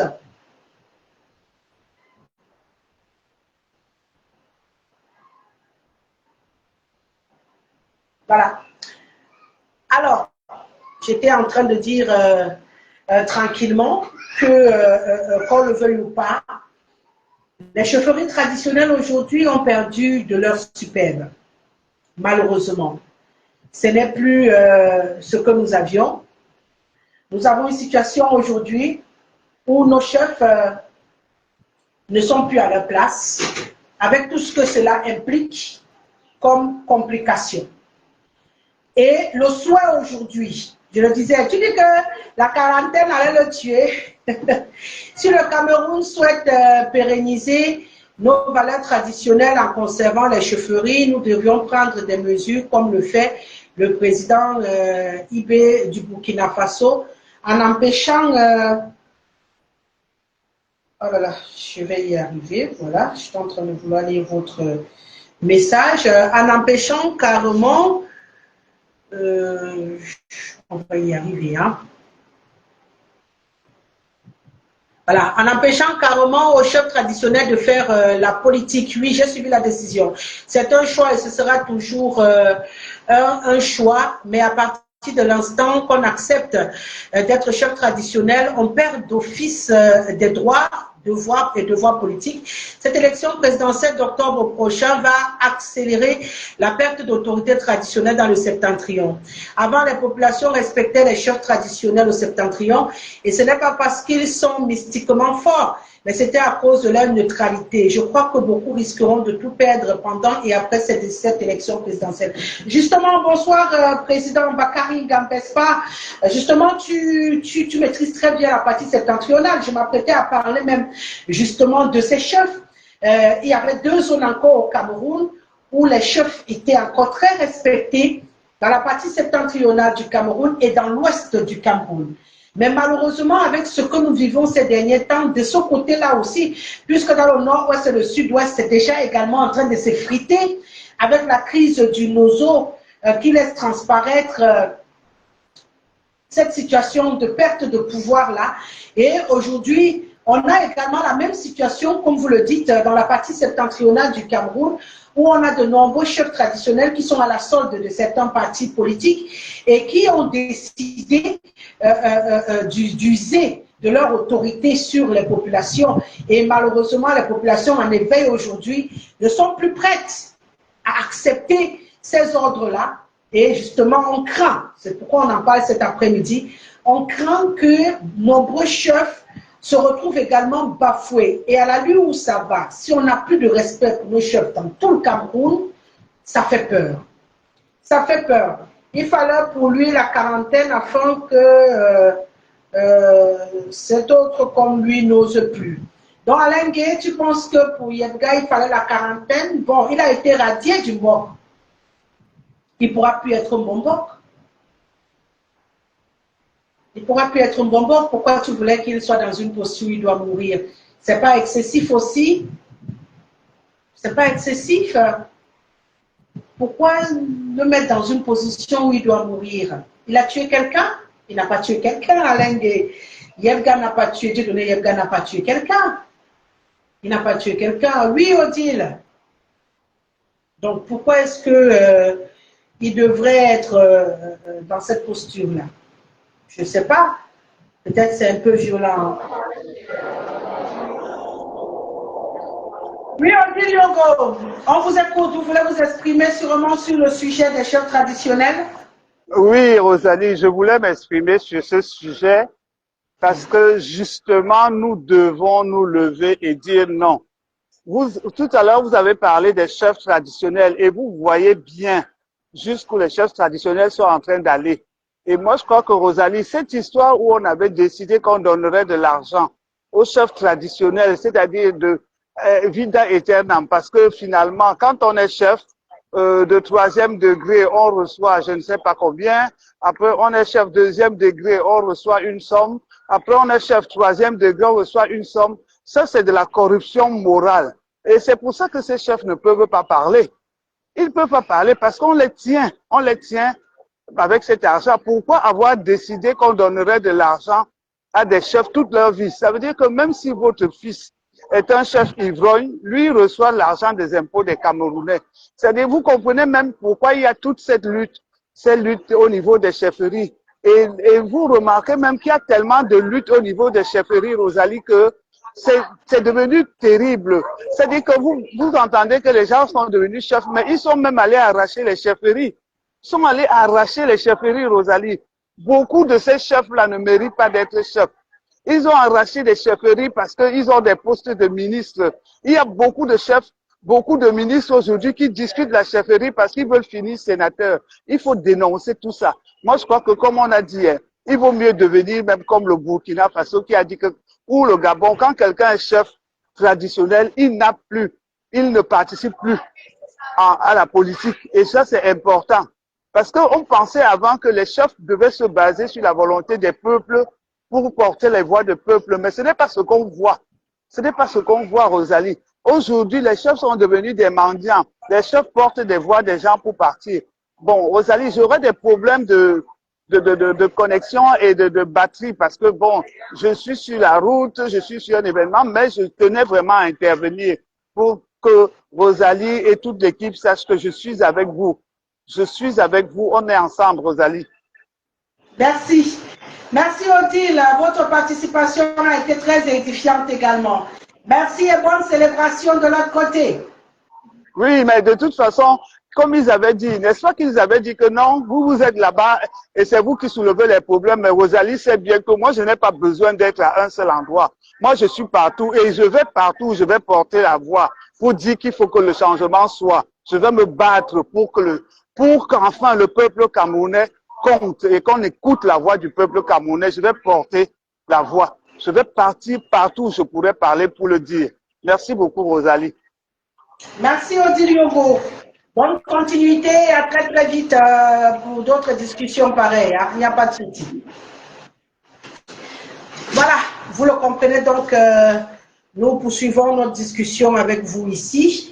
Tranquillement, il y a Hassan Mad qui dit que le régime actuel a banalisé l'autorité traditionnelle, vraiment banalisé, ce qui fait que ça va dans tous les sens, hein, ça va vraiment dans tous les sens, et on ne sait même plus à quel sens se vouer. Aujourd'hui, les batailles dans les villages pour les postes de chefs traditionnels, c'est incroyable. La vitesse à laquelle, moi, je connais un qui allait mourir au village là-bas parce qu'il voulait aller discuter le fauteuil de chef. Mais il y a encore des recoins ici où la chefferie est protégée par quelque chose de mystique. Donc, si tu y viens comme ça et que tu ne fais pas partie des personnes validées pour cette chefferie-là, tu peux mourir. Il y en a qui partent mourir comme ça. Je l'ai dit, donc où sont allés se compliquer? Ils sont à la fois dans le village, dans la Rose-Croix, dans la franc-maçonnerie, dans tout ce que vous pouvez imaginer, Illuminati et autres. Et du coup, fort de ces pouvoirs ramassés partout, ils se disent qu'ils peuvent venir entrer dans le pouvoir traditionnel parce que la politique est devenue la chose la plus importante. Aujourd'hui, nos chefs traditionnels sont ridicules, malheureusement. Ils sont ridicules, ils n'ont même plus d'autorité sur les administrés dans les villages parce qu'on leur donne des petites miettes et ils n'arrivent même plus à protéger les administrés. Conséquence de course, dans presque toutes nos chefferies aujourd'hui, on banalise le chef. On s'en fout du chef, le chef n'intéresse plus personne et on a peur. Il y avait encore des points où les chefs avaient encore leur aura. Le président Vespa le disait tout à l'heure dans son intervention. Dans la partie septentrionale du Cameroun, Adamawa Nord, extrême nord, le Lamido, c'est des personnes respectées. Les chefs, c'est même chose à l'ouest du Cameroun. On sait que le chef, il est porté par le peuple et tout le reste. Et généralement, le chef a tendance à suivre la voie du peuple. Donc, si tout mon peuple va vers moi, je les encourage, je les accompagne. Mais ce qu'on a aujourd'hui, lorsqu'un chef part au village décider de dire au peuple, si je vois tel parti venir faire la campagne ici, je vais le frapper, je ne veux plus ci, je ne veux plus ça. Ils sortent de la réalité dans laquelle ils doivent être et malheureusement, ça détruit un tout petit peu ce qui doit être. Donc aujourd'hui, on essaye simplement de rappeler aux uns et aux autres l'importance pour nos chefs traditionnels de rester à leur place à la place d'autorité traditionnelle. Parce que ce qui se dessine à l'horizon, après cette présidentielle, nos chefs traditionnels risquent de se retrouver dans les caniveaux. Et pour la qualité de fonctionnement, vous l'avez dit au Burkina Faso, Ibrahim il a dit, un chef traditionnel ne fait pas la politique, point final, c'est une loi. Peut-être il faut qu'on en arrive à voter ce type de loi au Cameroun. Le chef traditionnel reste le chef traditionnel, il ne fait pas de politique. Vraiment, ce qu'on voit aujourd'hui là, on voit un sous-préfet arriver dans un village, gronder d'abord le chef traditionnel, lui intimer l'ordre d'aller défiler, lui demander c'est quoi cette affaire, hein? Donc vous imaginez, on arrive à Fumban, le sultan est assis, et puis il y a quelqu'un là qui dit que va. Non, il faut vraiment qu'on réussisse encore à dissocier les choses, qu'on soit traditionnaliste ou pas. L'ordre établi dans le fonctionnement d'un pays permet de bien le gouverner. Que le chef traditionnel reste dans sa chefferie là-bas, dans sa tradition, il administre les gens au village, dans les différents villages là. Vraiment, il joue son rôle, il est respecté là-bas. On sait que quand il y a les polémiques au village, c'est lui qui juge d'abord. Quand le jugement finit là-bas, on peut monter au palais de justice si ça nous a dépassé sur le plan traditionnel. C'est pourquoi il y a même le jugement coutumier. C'est pas pour rien, c'est prévu dans la loi camerounaise. C'est parce que le chef traditionnel doit être neutre. Il doit être neutre. Un chef traditionnel doit pouvoir juger les gens sans émotion. Il doit être neutre. Mais quand le chef a déjà un parti pris, il est pro-RDPC, il est pro-PCRN, il est pro, automatiquement tout ce qu'il fait par la suite devient pipé. Et c'est un problème. Le régime actuel a banalisé l'autorité traditionnelle, justement. C'est tout le problème que nous avons aujourd'hui à Salmad. Ils ont été banalisés, ils ont accepté d'être banalisés.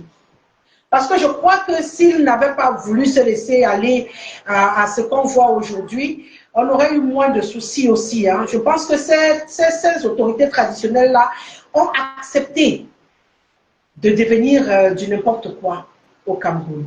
Aujourd'hui, quand tu viens, tu te présentes, tu dis tu es chef, ça ne dit plus rien à personne.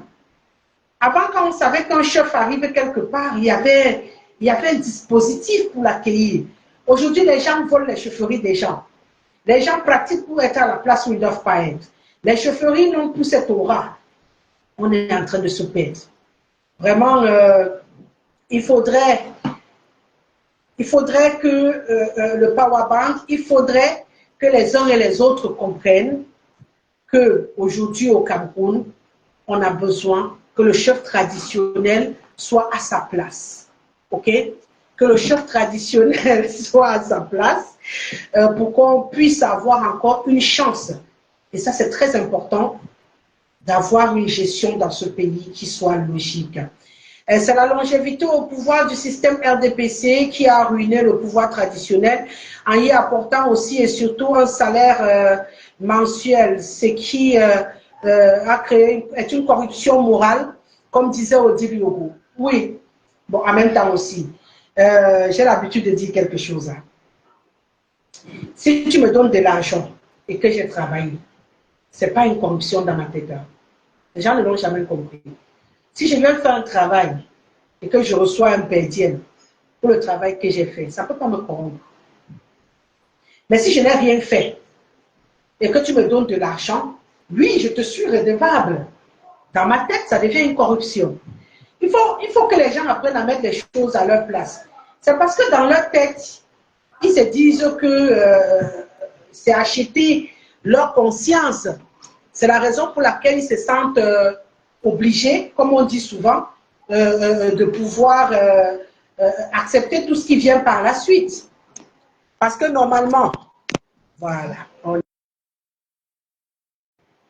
Parce que normalement, si il n'y a pas de raison hein, pour que vous soyez corrompu, pourquoi voulez-vous être corrompu? Pourquoi vous devez être corrompu? Moi, je ne comprends pas. Pourquoi devez-vous vous sentir corrompu parce qu'on a dit qu'on va vous donner un salaire? Vous donnez un salaire, prenez le salaire, mais continuez de faire le travail. Prenez le salaire, mais continuez de faire le travail. Pourquoi dans leur tête, il y a cette situation de laisser aller, de négligence, d'abandon, et on se retrouve avec ce qu'on vit aujourd'hui. Moi, c'est ça qui m'inquiète. Que le gouvernement du Cameroun décide de leur donner un salaire. C'est vrai qu'on a décrié ça dès le début, hein, parce que la main qui nourrit dirige. Mais dans ma tête, je me disais, c'est une façon de leur retourner aussi un peu des impôts que nous payons. Donc, logiquement, ça ne devrait pas leur corrompre moralement. Les prises de position politiques par les chefs traditionnels se multiplient au Cameroun à cause de la famine. Certains là observent le silence, tandis que d'autres se sont rendus... Alors, on va essayer de lire. Tandis que d'autres se sont rendus à Yaoundé ces derniers temps pour faire allégeance au pouvoir central. Bien tenu par le candidat Paul Biya, nous avons eu un exemple clair avec un soi-disant Bomboko, ancien Bomboko nommé Dieudonné Yebga, qui est quitté de son village pour venir chercher de quoi manger à Yaoundé. C'est terrible et déplorable, Rosalie. Eh oui, Amine. C'est malheureusement la situation qu'on vit au Cameroun, Internet. Donc, il est hyper important pour les uns et les autres hein, de prendre leur place. Rosalie, tous n'ont pas ton niveau de compréhension. C'est vrai, parce que je me rappelle qu'être chef avant, c'était pas le niveau scolaire. Être chef, c'était l'hérédité, c'était de père en fils, c'était de père en fils, c'était de façon crescendo que ça se passait. On savait qu'on avait le père qui cédait la place à son fils, ainsi de suite. Et quand c'était comme ça, on avait moins de problèmes. Ben, il se trouve qu'aujourd'hui qu'on achète l'autorité traditionnelle, c'est pourquoi on n'a plus la même compréhension.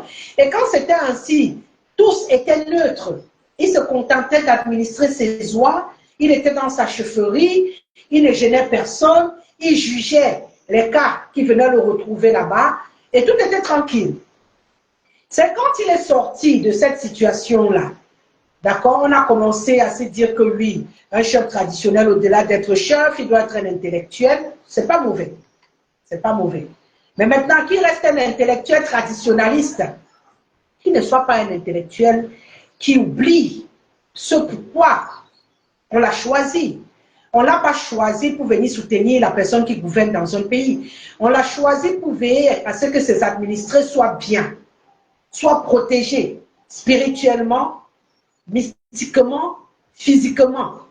Ça, c'est le rôle du chef traditionnel qui se limite à ça. Il juge ses problèmes au village, il mange, il dort, il marche dans son village, il s'assure que les frontières sont respectées, il y a la paix entre villages voisins, les enfants du village ne sont pas tués n'importe comment.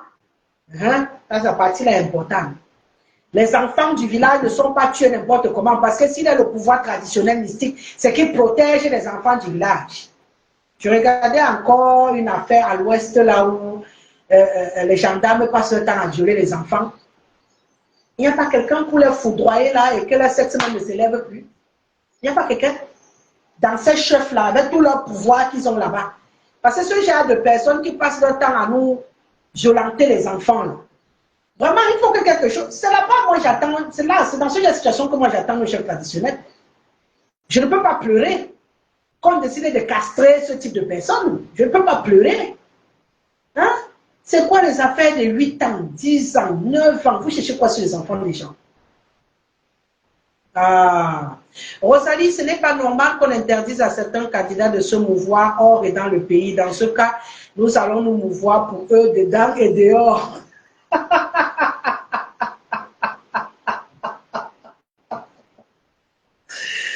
Il faut vous mouvoir, bouger pour eux.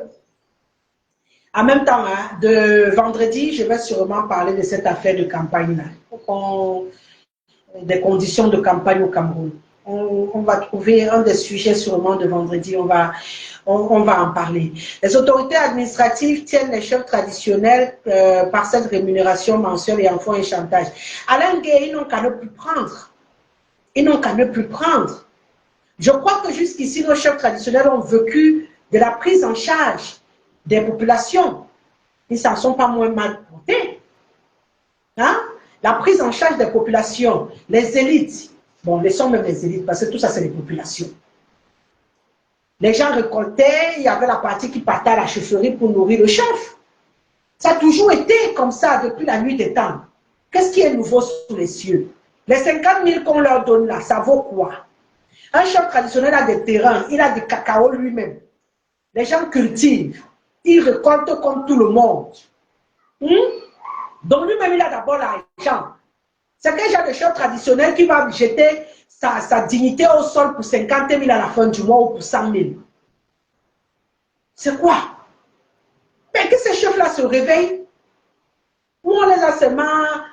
C'est quoi? Tu prends toute ta carrure de chef traditionnel, premier, deuxième, troisième degré, toute l'autorité là. Tu marches au village, tout le monde s'incline. Tu prends ça, tu jettes au sol pour un salaire de 50 000. Pour un salaire de 100 000. Tu piétines tout ça et tu deviens n'importe quoi aux yeux de la société. Non, ne me dites pas que c'est pour ça. Alain Gay, je ne veux pas croire que c'est pour ça. Peut-être qu'ils reçoivent autre chose, mais que ce soit pour 50 000, pour 100 000, que nos chefs sont ridicules aujourd'hui au Cameroun, mais ces chefs sont nourris depuis la nuit des temps par les Camerounais. Ils sont nourris par leur population. Ils sont blanchis. Tu as entendu un jour depuis la nuit des temps qu'un chef traditionnel est mort, on n'a pas pu le soigner avant que ces salaires n'arrivent? Tu as entendu un jour au Cameroun? Mais on avait des chefs dignes. On avait des chefs de qualité. Quand ça n'allait pas, certains partaient se ressourcer là-bas. Pour ceux qui y croient, hein, parce qu'il y a des gens comme moi qui pensent que Dieu est au-dessus de tout et qu'il a toujours la solution à tout. Mais il y a aussi des gens qui pensent, puisqu'on a vu des gens masser avec un os de poulet, ça veut dire qu'il y a une puissance quelque part là-bas aussi. Mais maintenant, c'est la façon d'utiliser qui laisse parfois à désirer. Moi, on m'a enlevé un os calé au cou sans que je ne sois passé à la chirurgie. Donc, il y a des puissances. Mais c'est l'utilisation qu'on a fait qui fait problème parfois. Nous, il y a la tradition, il y a la puissance là. Mais c'est la manière. Très bien dit Rosalie, même le chef Sokodjou a dit qu'un chef doit penser à son peuple et refuser de soutenir ceux qui font souffrir son peuple. Aussi simple que ça, on dit. Aussi simple que ça. Et un chef qui ne le comprend pas, il est perdu pour moi.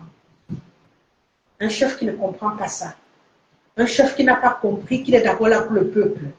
Parce que lorsque les ancêtres, ça peut utiliser le jargon qui est utilisé au village, lorsque les ancêtres te chargent, c'est pour veiller sur le peuple.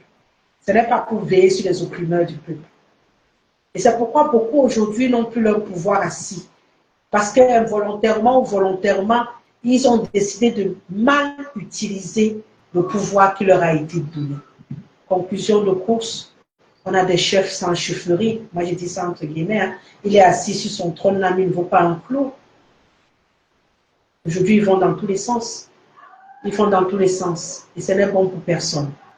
Ce n'est bon pour personne. Et j'appelle l'administration à laisser ces gens-là tranquilles. Arrêtez d'aller taper les gens dans leur village pour occuper les chefferies. Arrêtez d'aller brutaliser les villageois dans les villages là. Pour devenir chef. Ils n'ont pas besoin de vous. Vous avez fini d'agir ici dans les villes. On a d'abord du mal à s'en sortir, nous-mêmes ici dans les villes avec vous là. Maintenant, vous pouvez dans les villages, dans l'arrière-pays, pour encore aller appuyer les gens là-bas. Il faut les laisser. Vraiment, il faut les laisser. Et à tous ceux-là, moi je vous dis, comme j'ai fini le dernier direct en vous disant que lorsque vous allez arrêter la mendicité dans ce pays, vous allez enlever de vous l'idée que si tu n'as pas les millions, tu ne peux pas vivre. Ça va aller. Oui. Monseigneur Cléda a dit que le bien-être du peuple doit passer avant tout. Oui, c'est Monseigneur Cléda. Même il n'est pas facile. Même Monseigneur Cléda là n'est pas facile. Et désolé Rosalie, c'est pour cela qu'ils ont pris en sandwich. Ils sont pris en sandwich par les sous-préfets. N'as-tu pas vu un chef traditionnel se décoiffer devant le représentant d'un candidat? Justement, ce sont des scènes moi qui me dépassent. Des choses impensables. Hein. Il y a encore quelques années, c'était impensable. J'ai pris jusqu'aux années 90 parce qu'à partir de 2000, là, ça avait commencé un peu. Et là, c'est devenu pire. Jusqu'aux années 90, là, tu pouvais voir ça où? Un chef traditionnel qui enlève sa coiffe. Déjà, on réussit à enlever la coiffe d'un chef, c'était déjà un problème. Maintenant, c'est lui-même qui enlève. Toi, tu enlèves devant le représentant d'un candidat, même pas le candidat. Parce que même derrière le candidat, ça me dérange. Mais tu enlèves devant le représentant du candidat. Donc, toi qui es le garant du pouvoir dans le village où il est arrivé, tu t'inclines devant lui, donc lui devient supérieur à toi. Donc, c'est comme si tu dis que tu arrives dans une entreprise, il y a le PDG. Bon, ils sont même les PPP là. Il y a le DG assis sur son fauteuil. Tu arrives là, envoyé par quelqu'un. Il se lève, il te donne son fauteuil, qui est assis toi d'abord. Il faut qu'on arrête de vivre les choses en l'envers. Le pays, c'est déjà trop en l'envers. Il y a déjà trop de choses. C'est comme si on marche par moment, la tête en bas, les pieds en haut, les pieds en l'air. Vraiment, mes 2 arrêts de cet après-midi, je les ai trouvés importants. C'était plus pédagogique, ce qu'on a essayé de faire cet après-midi. Comprendre les expressions politiques, transition, alternance, continuité, changement. C'est ce que nous avons fait en première partie de notre direct de ce mercredi. Là, on est en train de sortir sur le sujet avec la chefferie traditionnelle. Que deviennent-elles? On peut le constater qu'elles sont en train de perdre de leur superbe, elles sont en pleine décrépitude, elles sont en perte de vitesse, elles sont en perte de dignité, elles sont en perte de pouvoir. Et il n'est pas trop tard. Il n'est pas trop tard. Celui qui s'est décoiffé est chef depuis quand? C'est parce qu'il sait comment il est devenu chef de 3e degré, puis maintenant chef de 2e degré. Il veut finir sénateur. C'est ça leur mode. Leur mode maintenant.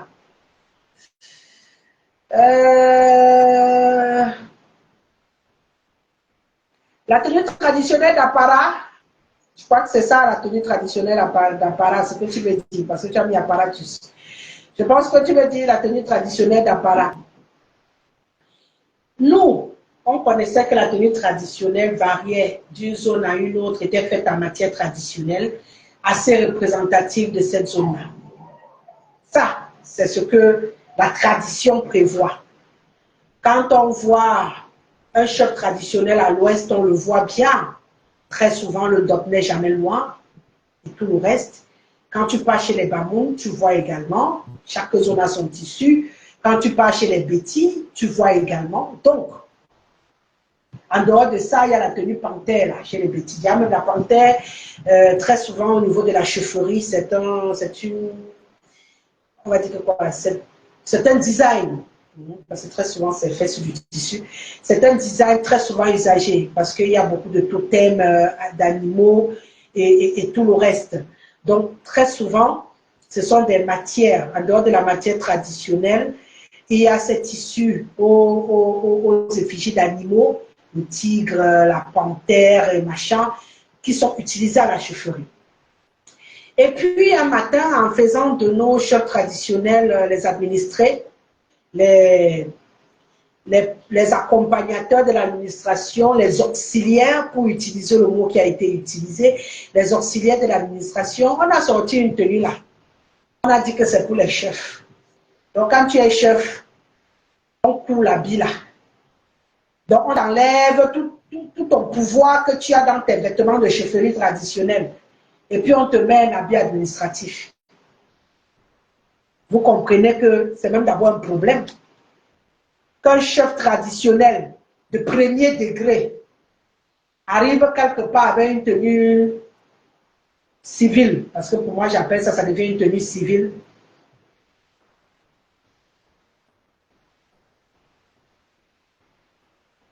Comme pour les bonbons, les chefs achètent chefferie. Qu'est-ce que tu veux dire, Odile? Les chefs achètent la chefferie? Oui, mais ils ne peuvent pas acheter le moc. C'est pourquoi je disais que de ce côté-là, ils se battent encore à maintenir un tout petit peu la division entre les deux pouvoirs, c'est-à-dire le Mbombok reste le gardien de la tradition, et puis le chef traditionnel, c'est le chef traditionnel, même si on le déshabille, on le fouette quelque part, le pouvoir reste entre les mains du Mbombok. C'est une chance pour vous de ce côté-là. Ailleurs, tout ça est rassemblé en un seul être. Le chef est assis là, il est garant de la tradition. C'est le même chef qu'on dit que enlève ta tenue traditionnelle et viens t'asseoir ici avec l'habit rouge-noir. C'est rouge-bleu, leur habit là. Il y a le rouge par endroit et machin. C'est ça la tenue d'apparat, non? Tenue traditionnelle d'apparat à Lengue. Vraiment, c'est triste. Pourtant, ce qu'on a toujours appelé tenue traditionnelle, chaque zone a sa tenue traditionnelle à la chefferie. On sait que quand on part chez les Lamido, c'est ces gants-là avec qu'ils attachent partout. Quand on voit un sorti, son gant est brodé d'or et tout le reste, on sait que voilà le Lamido qui arrive. On n'a même pas besoin de te dire. Et au moins, là-bas, ils ont encore gardé ça. Vraiment, on n'a pas réussi à les obliger. Le Mbok s'achète beaucoup plus facilement, Malingue. D'accord. Ok. Mais je me disais que le Mbok était plus préservé que la chefferie chez les Bassa, chez mes frères de la Sanaga maritime. Tu me dis quelque chose là qui m'inquiète. Si le Mbok s'achète beaucoup plus encore que la chefferie, c'est inquiétant. Tu as tout compris, Rosalie, avec les tenues, ils deviennent des élèves pour le gouvernement. Du coup, l'élève exécute ce que l'enseignant lui dit. Oui, les gars sont là avec leur ensemble là. Il a laissé tout son aura dans les habits là-bas à la chefferie. Il vient porter une tenue pâle qui manque de charisme et il vient s'asseoir à la chefferie. On dit que voilà le chef. Le chef de quoi? De quartier. C'est-à-dire le chef de quartier à la tenue. Le chef du village vient s'habiller presque la même chose. La différence devient où? Mais vraiment, il faut qu'on arrête avec ces affaires d'habiller les chefs traditionnels avec les tenues. C'est l'école. C'est l'uniforme de l'école. Un chef traditionnel, quand il arrive, on doit ressentir que voilà le chef traditionnel premier degré 2. Quand il sort là-bas, là, derrière, il y a la suite. Il a son bâton de commandement, il a ses attributs là. Hein? C'est versé sur lui. Comme quand tu pars chez mes frères du nord et du sud-ouest. Hein? Tu vois les chaînes de courrier et tout ça au cou là. Tu comprends que le gars arrive, il est chargé. Tout le monde s'incline devant lui. On sait que voilà le chef qui arrive. Même là, il doit s'asseoir. Hein? Moi, j'ai été à l'ouest et j'ai vécu quelques événements là-bas. Là où le chef doit s'asseoir, c'est à part. C'est-à-dire, on a bien arrangé avec les peaux de panthère et tout ça et tout ça. Ils sont tous assis là-bas et les populations sont de ce côté. Et l'événement se passe bien. Le chef est assis là où il doit être. Mais quand ils sortent là pour se retrouver dans les événements civils, je ne comprends pas pourquoi ils doivent sortir de ce style-là pour entrer dans les uniformes. Vraiment. Voilà encore quelque chose qu'ils doivent refuser. Tu es chef traditionnel, tu ne dois pas porter les affaires là. Laissez ça pour les chefs de quartier. Vraiment, les chefs de quartier là, lui, qu'ils portent l'uniforme, il n'y a pas de souci. Ils sont d'abord même que chefs de quartier. Ce n'est pas très important. C'est juste pour aider les gens du quartier à cohabiter. Hein? À cohabiter dans la tranquillité. Ils ne sont pas chargés très souvent. Ils sont chefs de quartier. Mais les chefs traditionnels, purs de chez nous, laissez-les porter leurs attributs, laissez-les marcher avec leur pouvoir, laissez-les représenter l'Afrique, représenter le Cameroun, représenter le Burkina, le Bénin, partout. On les voit quand ils sortent, c'est du costaud, le Nigeria. C'est quoi cette affaire qu'on veut banaliser nos chefs ici au point où ils deviennent comme des élèves qui partent à l'école? Vraiment, il fallait qu'on en parle aujourd'hui. Et quand j'entends qu'il y en a qui achètent le Mbok ne s'hérite pas. Oui, ça par contre, je le sais. Je connais au moins ceux 3 Mbok qui le sont devenus, qui ne sont pas de famille et qui suivent. Parce que ce que j'ai vu avec là, c'est qu'il y a tout un processus parfois qui dure des années pour le devenir. Le Mbok ne s'hérite pas, mais le mien, Mbok de Elekam, qui est décédé dernièrement, a laissé son titre de Mbok à son épouse pour remettre à son fils. C'est un problème aujourd'hui dans notre clan. Le Mbok ne s'hérite pas. Tu n'as pas un successeur possible au cas où tu n'es plus là, qu'on va encadrer pour qu'il s'asseye également à ta place. J'ai cru entendre que ça existe, non? De ce côté-là. Puisque c'est une charge traditionnelle. Tous les qui meurent, ils laissent où? Ça s'envole. C'est un peu comme les chefs là. Quand il meurt, son fils qui doit monter à sa place reçoit le pouvoir de son père. Il reçoit le pouvoir. Tout ce qui est mystique, qui a le pouvoir, on se passe ça. Est-ce que ça s'envole? Ce problème est plus difficile aujourd'hui car le président Bongo était au palais. D'accord, je comprends quel est ton problème. Peut-être parce qu'il n'a pas, ressenti les douleurs dans la passation, peut-être. Mais en tout cas, ce qu'on va retenir, hein, c'est que qu'on soit Bongo, Lamido, comment on dit chez mes frères Betty. Oh, pas Konkuma. Il y a une expression là.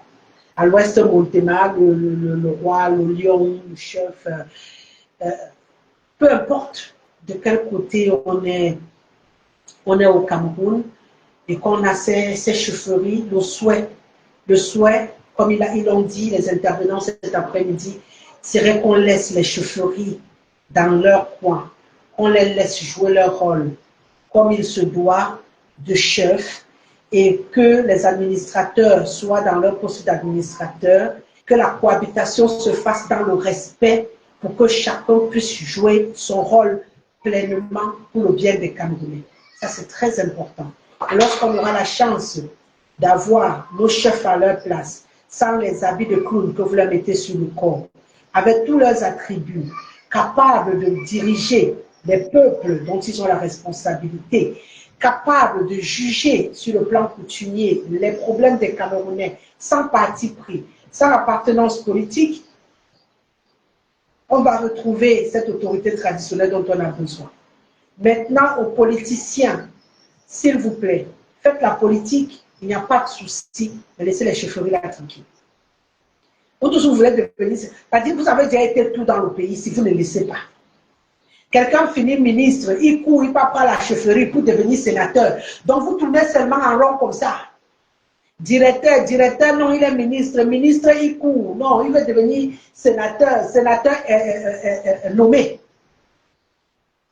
Donc pour ça, il faut qu'il aille prendre de la chefferie. Vous n'êtes pas fatigué.